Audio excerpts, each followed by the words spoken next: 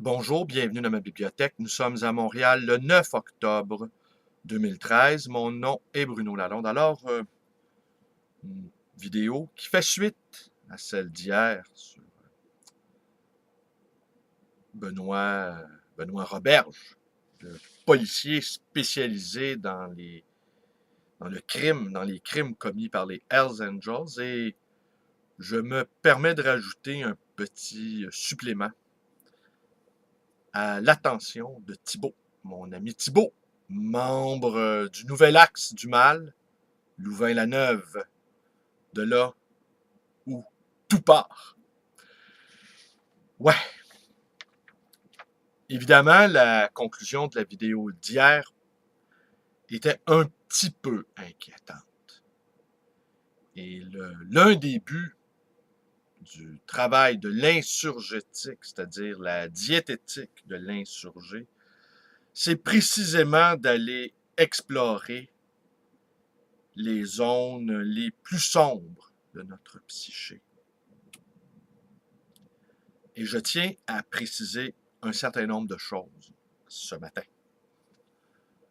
Premièrement, la violence me fait horreur.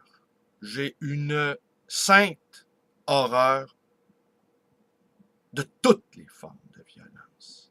En particulier, la violence physique. J'entends souvent des gens dire que la violence morale ou la violence émotionnelle ou la violence psychologique est beaucoup plus grave que la violence physique. Je ne partage pas ce point de vue. Ayant connu tous ces types de violences, je puis vous assurer que la violence physique, qui peut aller jusqu'au meurtre, eh bien, est de loin la plus grave, parce qu'elle inflige également une violence psychologique et une violence émotionnelle. Et on ne peut aller plus loin dans la violence que dans la violence physique. Alors, les bonnes âmes qui prétendent que la violence morale est plus grave, c'est simple, c'est qu'ils n'ont jamais connu la violence physique. Ils n'ont jamais été confrontés à ce phénomène.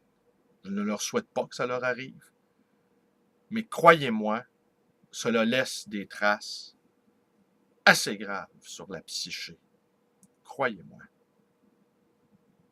Alors, je voudrais dissiper des doutes ici. Je ne prône pas la violence, de quelque manière que ce soit. Mais il y a une question qui me taraude. Depuis l'adolescence, je me pose cette question-là. Et Pierre Bayard a écrit un livre, d'ailleurs. Pierre Bayard, comment parler des livres que nous n'avons pas lus. Je ne sais pas si c'est le titre exact. Mais Pierre Bayard, qui est par ailleurs un auteur que j'apprécie beaucoup, a écrit un livre qui s'appelle « Aurais-je été résistant ou bourreau ?»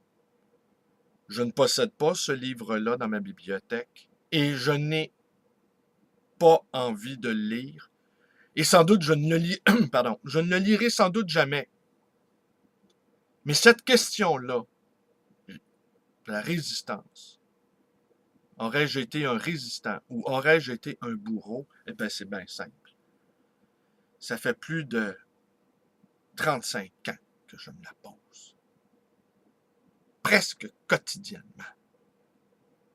Et quand je lis, par exemple, dernièrement, je vous ai entretenu de la biographie de Charlotte Delbos. Charlotte Delbos qui transportait au milieu de Paris, occupé par les Allemands, transportait des valises remplies de tracts dénonçant le régime hitlérien, des tracts, des feuillets, risquer sa vie pour transporter des feuillets. On regarde ça de loin, mais on se dit c'est une action absolument dérisoire. Quel impact ça aurait bien pu avoir? Tellement minime qu'en fait, qu'on se dit, ben, à quoi bon poser des gestes aussi inutiles? Mais Charlotte Delbos a risqué sa vie pour faire ça. des centaines de milliers de résistants français ont risqué leur vie dans des actions, parfois que moi je juge minimes, comme celle de transporter, que celle de disséminer des tracts, ou encore de poser des bombes. Nous sommes tellement convaincus que jamais rien ne nous arrivera. Nous sommes tellement convaincus de vivre dans l'empire du bien, de vivre la fin de l'histoire, de vivre dans un monde où la négativité a été purgée. Nous sommes tellement certains de vivre dans un monde pacifié et pour toujours, ou encore dans un monde si mauvais qu'il ne vaille pas la peine de risquer sa vie pour lui.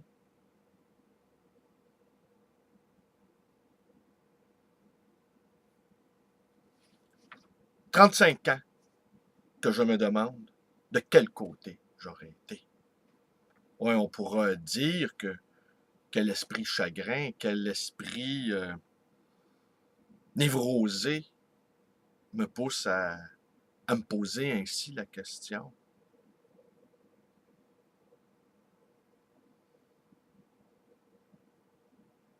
Écoutez, Bayard dit dans son livre que lui, sans doute, aurait été du côté des résistants. Et là, il s'appuie sur le fait que dans sa famille, il y a une longue tradition de militantisme et que certains des membres de sa famille ont fait preuve de courage lors de la Première Guerre mondiale et que certains d'entre eux ont risqué leur vie. Alors, il s'appuie lui-même sur sa propre tradition familiale pour penser, espérer sans doute être du bon côté des choses. Mais nous, qui n'avons pas de devancier en matière d'héroïsme, sur quoi pouvons-nous nous appuyer pour penser que le moment venu, dans certaines circonstances historiques exceptionnelles, nous pourrions faire preuve de courage. Nous n'avons rien derrière nous. Et partout autour de nous, nous ne voyons que compromis, qu'indifférence, que lâcheté. Assurément, nous ne souhaitons pas être exposés à de tels événements historiques. Moi pas, en tout cas. Soyez bien clairs ici. Si je peux ne jamais quitter le confort douillet de ma bibliothèque, eh bien, j'en serais ravi. Mais j'en sais un peu trop long maintenant sur l'histoire, sur l'aventure de notre espèce humaine pour m'endormir tout à fait rassuré, tout à fait apaisé.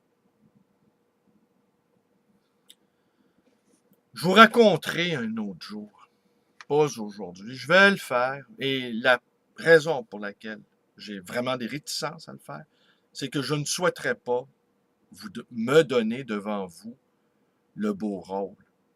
Mais j'ai déjà eu affaire dans ma vie une fois à faire preuve d'un courage invraisemblable qui m'a coûté beaucoup, tant sur le plan de la santé, sur le plan personnel, sur le plan psychique. Et j'ai compris comment certains résistants pouvaient se sentir certains matins lorsque, seuls, devant une valise remplie de tracts, parfois même des tracts de poésie, eh bien, comment ils pouvaient se sentir seuls et comment le poids de leur propre conscience pouvait peser terriblement lourd, bien plus lourd que toutes les valises du monde. C'est long, 35 ans, se demander dans quel camp aurions-nous été. et de la façon dont les événements sont en train de se vivre en ce moment à l'échelle de la planète, je reste effaré que lors de certaines manifestations au Caire contre le régime militaire, des dizaines et des dizaines de partisans de Morsi meurent. Je reste effaré de la centaine de milliers de morts qu'a fait la guerre civile en Syrie. On est tellement loin de ça ici. Et nous sommes tellement convaincus d'être différents de ces gens-là. Alors voilà, je vous ai parlé d'un livre que je n'ai pas lu, celui de Pierre Bayard, Aurais-je été un résistant ou un bourreau? Je ne cesserai jamais de croire que j'aurais été un résistant, mais je n'en sais rien. Je vous remercie d'être avec moi. Mes vidéos vous plaisent. Abonnez-vous à ma chaîne. Ma page Facebook, qui est à la fois une page d'activiste politique, ne peut pas être au-dessus du politique. Le politique nous conditionne. Les peuples subissent des traumatismes collectifs qui ont une incidence sur la psyché individuelle. Les psychés individuelles traumatisées forment un ensemble également. Il y a un effet de réverbération. Et on ne peut pas se laver les mains impunément du politique. Surtout rendu à mon âge, où la question de comment mourir est liée à comment vivre. C'est une page aussi d'insurgés poétiques. Je crois, nous croyons la parole est l'arme ultime. Et le courage. Le courage de dire les choses telles qu'elles sont et d'en assumer les conséquences. Vous pouvez me rendre visite à cette librairie d'occasion et d'anciens, le Livre Voyageur, cette petite librairie qui est agitée par les flots du ravage de l'économisme libéral. Vous pouvez également me téléphoner en 514-736-0999. Ça fera plaisir d'échanger avec vous. Si vous avez quelque chose à me dire, je vous écouterai. Parlez, il y a quelqu'un à l'autre bout. Merci et bonne journée.